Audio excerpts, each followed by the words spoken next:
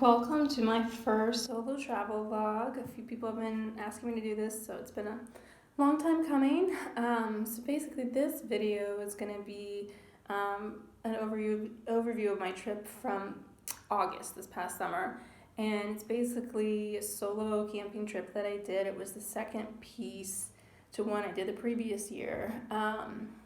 The previous summer I had gone to real far in Northern California, Oregon, and hit up several places that week, and then ran out of time basically. So then this year I did the last three places I didn't make it to the first year. So those are Kings Canyon National Park, Harbin Hot Springs, and Big Basin State Park near Santa Cruz. So I have little snippets from each. It was an amazing trip. Definitely stay tuned till the end to learn some major camping hacks, because there were some things I figured out along the way. Big Basin, for example, was completely booked, busiest weekend of the summer, but I got a spot without a reservation. I don't really like to make reservations, so I'm always looking for ways to kind of get around that. One of my favorite things about doing road trips and traveling solo is just to be able to be spontaneous.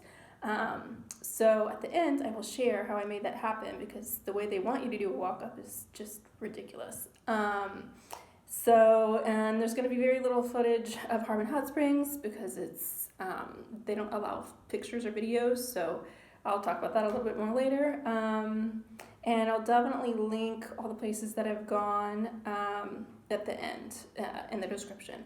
So I hope you guys enjoy. It's going to start with Kings Canyon and kind of flow throughout. I apologize in advance for the editing. Still learning how to do this, my first video. But hopefully you guys enjoy it. Thanks so much for watching. Welcome to my first solo travel vlog. I think some people have been interested in this. I am at Kings Canyon National Park at the Sheep Creek Campground. I've always wanted to go to the very end of Kings Canyon Road. It literally ends up the street here, and camp here and explore here, because I've been to Sequoia, I've been to part of Kings Canyon, but I haven't gone to the far end, which is a little more remote. Adds like an hour or so on from the major part, but totally worth it. Got in late last night and set up in the dark. So lovely little site here. I can see if I can give you guys a tour. I don't know if you can hear the rushing river in the background, but that's pretty amazing. Yeah, let me see. So there's my tent and just the forest.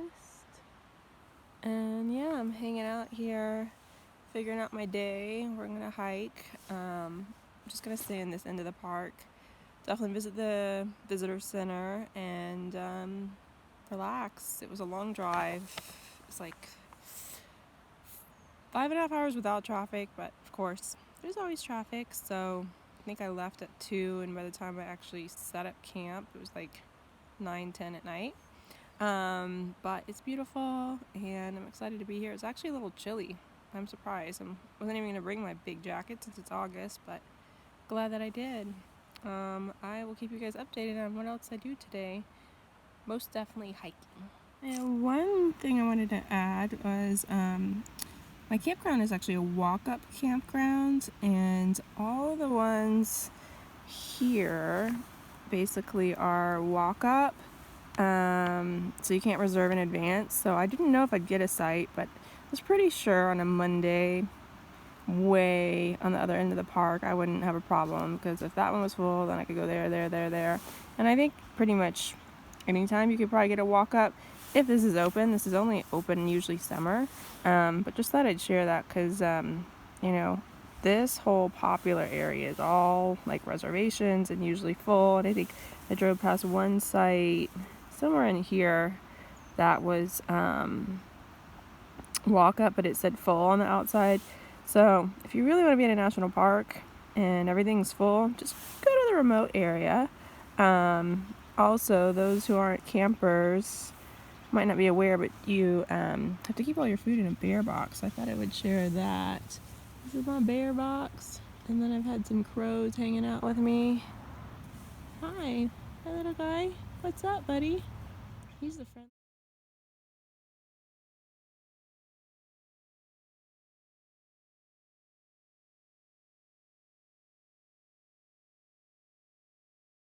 Another view here. I had a choice between being right by people or being right by the freeway. I chose the freeway because it's so remote that most people aren't even driving around. Usually like 1 car an hour. In the middle of the night, I didn't hear anybody. People are a lot noisier. But anyways, $18 a night, flush toilets, running water, pretty nice. Fire ring. Nobody to my left, nobody to my right. Just how I like it. So these next several photos are from the hike I ended up doing in Kings Canyon National Park. I opted for a shorter hike that day. There was a really nice one that was super long that I had planned to do, but got a late start. It was really hot, and as you can see, you can't go wrong there. The place I went had a little swimming hole where this crystal clear water was, and people even jumped in their diving gear. We're going super deep. One guy was trying to find his GoPro that he'd lost. He found it. But you can do some rock jumping, and this hike took me to the end of the national park. I got to get to the boundary, which was cool. So enjoy. Here is nature's air conditioning, little wind tunnel. So cool, literally. I'll stop for a second so you can hear. Sounds like real air conditioning. It's the river. Nice little break from the heat. And then when you pop out, see the gorgeous Kings River right around the bend here. This is the Roads End Trail. I came from some Malt Meadows, and yeah, the loop to the meadow was closed, but I decided to check this out. Not bad. Not bad at all. Dome up there, and keep on trekking. So these next few photos are from Harbin Hot Springs. I don't have any actual pictures from there because it's a clothing optional facility, which means you can't take photos or video at the hot springs, but I went to an amazing full moon ceremony. As you can see here, it was 105 degrees outside, but still amazing to soak. Crossed over the Golden Gate Bridge on the way to Big Basin. At the end, I'm going to share how I got in. That was pretty amazing, but here's a map of the area. Gorgeous campsite, right in the trees. I did I think it was 15-mile hike, I say later in a video, basically looping all of the waterfalls together. My goal was to not drive at all on the last day and to just hike from my campsite. So that's what I did. I just looped a bunch of hikes together and hiked like 15 miles, didn't drive all day or use technology. So it was beautiful. I highly recommend it. Got to see some banana slugs. That was my goal. Oh, I love them. They don't have those in Southern California. Look at that cute little guy. Anyways, enjoy. The rest here, it was supposed to be a 6-mile hike, all these warning signs. I did it in 4 hours. You guys know how I roll. Gorgeous trees, and I think it's the oldest park with trees of that stature, I believe. But you might want to double check that. Enjoy.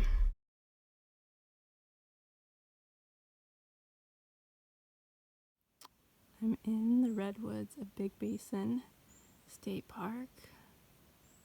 I love it here. It's so beautiful, so peaceful, surrounded by the big trees, water flowing, several waterfalls.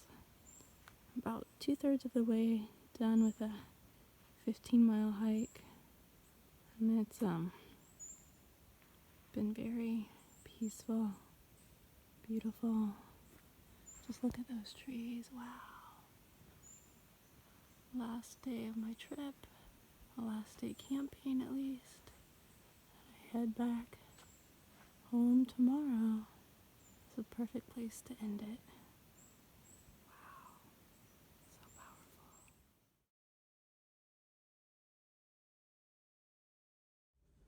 So I hope everybody enjoyed this little montage of my trip. I shared earlier how I got into Sheep's Creek, into Kings Canyon National Park at Sheep's Creek Campground without reservations. And then the biggest thing I learned was going to Big Basin. Basically what they want you to do at the state park. I went, I think, the most popular weekend of the summer. I think it was the last weekend before school started. So it was booked. I had been looking for a few weeks just to even see if there were openings to make reservations, and there weren't really. And so I called them and asked how walk-up works. They said you have to be there at, I think, 8 or 8:30 in the morning, put your name on a list, and then come back at like 4:30 or 5 p.m. And then see if you made it on. So I was a few hours away. There was no way I was going to do that. I mean, that's ridiculous. So what I did is I just showed up at 15 minutes before everyone was supposed to be there, put my name on the list, waited the 15 minutes, and then when nobody showed up, because like, who wants to come back 8 hours later? I think 2 people showed up ahead of me that had actually come earlier in the day. I just made it right up, jumped above everybody. I think I was like number 11 out of 10 on the list, on the waiting list or something. So like 10 were gonna make it in, and I was like right after who would have made it in. And then immediately when the clock turned and other people didn't show up, I jumped from 10 to like 3 and got to pick out the spot I wanted. It was amazing. It was so gorgeous. Really love Big Basin. Highly recommend it. Everywhere was great. Harbin Hot Springs, if you like hot springs, you gotta go. It's like hippie heaven, basically. They're continuing to rebuild it and make it how it used to be. I actually had never been before. I'd always wanted to go, and the fire hit, so I was really excited to finally make it. Definitely will be back there. I would like to return to all these places. So yeah, if you have any questions, then feel free to write in the comments or hit me up. I have other videos in mind that I'm going to do, but all kind of surrounding nature, and there will definitely be more solo travel and camping ones. I just love solo travel. You can sort of do what you want, and that's how I like to roll. I mean, I know that's harder if you have family, kids, but if you can be more flexible, then you can try these different travel hacks, and you can experience things that you wouldn't normally experience, because you just have to be willing to be flexible, basically, because I figure if I don't get into the place that I want, I'm just going to move on to the next one, and I prepare myself for that in advance. And I've never really had a negative experience so far. I think I've done, I'll have to count at least 5 solo camping trips. Might even be closer to 10 now. Once I started, it's hard to stop, because it's just such a great way to go. I love to do like road trips, throw everything in, hit up vegan places along the way, and then just hike based on my mood. Like if I'm up for a really long hike, do it. If I just feel like chilling and do a shorter hike, do it. And then, you know, leave when I want, come when I want, stop whenever. So I highly recommend it. I have a lot of people, especially women, saying, oh, I could never do that, I'd love to. You can do it. If you want to do it, you can do it. So stay tuned till next time. All right, have a great day. Bye.